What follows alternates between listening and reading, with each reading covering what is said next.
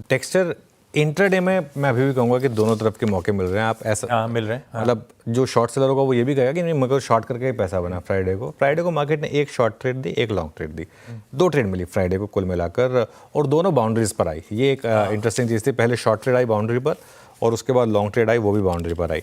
Positionally 20 डेमा तक की गिरावट में खरीदारी करें। वो लेवल आजकल अब करीब 250 के आसपास है, वहाँ तक की मुझे लग रहा है गिरावट में बाइंग करें।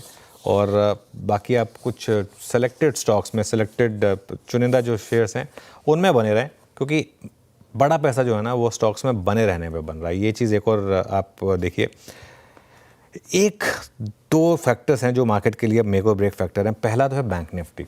बैंक निफ्टी अब काफ़ी क्रूशल जोन पर है, क्योंकि फ्राइडे को बैंक निफ्टी ने एक बार के लिए तो वो 10 डे में तोड़ दिया था और 20 तक हम ऑलमोस्ट पहुंच गए थे, वहाँ से रिवर्सल आया। और वही 56,500 56,600 का जोन जो है बैंक निफ्टी के लिए बहुत क्रूशल है, मेक और ब्रेक जोन है वहाँ पर। निफ्टी आईटी दूसरा फैक्टर है जो वॉच आउट करने की ज़रूरत है। पिछले 3-4 दिन से रह के निफ्टी आईटी में स्ट्रेंथ आ रही है। अगर आप नोटिस करेंगे फ्राइडे को भी हम निफ्टी आईटी का चार्ट जो है ना वो बेहतरीन था। Through the day slowly Nifty IT चल रहा था। कुछ मार्केट सेंस कर रहा है या तो कि ये टीसीएस इन्फोसिस शायद मार्केट एक्सपेक्टेशन से बेहतर नंबर देंगे, इस वजह से। आई थिंक एक सेक्टर जिसकी बहुत लोग अभी बात नहीं कर रहे होंगे, हमने पिछले हफ्ते बात की थी, जिसको आप फोकस में रखें ना, वो है टेक्सटाइल।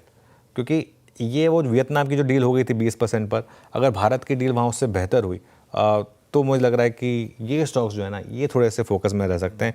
यहाँ पर मुझे लग रहा है कि और कुछ नहीं तो एक एक डील से पहले एक रैली, और आप देखिए वो वियतनाम वाली डील वाले दिन ये स्टॉक नीचे खुले, लेकिन उसके बाद शानदार रिकवरी आई। वो एक लॉजिकल भी था, तो इस पर आप फोकस रख सकते हैं।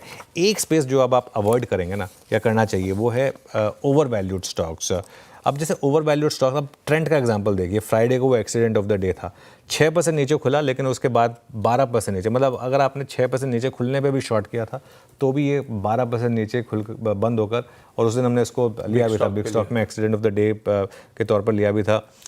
बीएससी भी देखिए अगर न्यूज़ के बाद गिरा, उसका गिरने का ज़्यादा कारण ये था कि जो ओवर वैल्यूड स्टॉक्स होते हैं ना उनमें हल्की से भी खराब खबर आती है तो स्टॉक्स उस तरीके से गिर जाते हैं।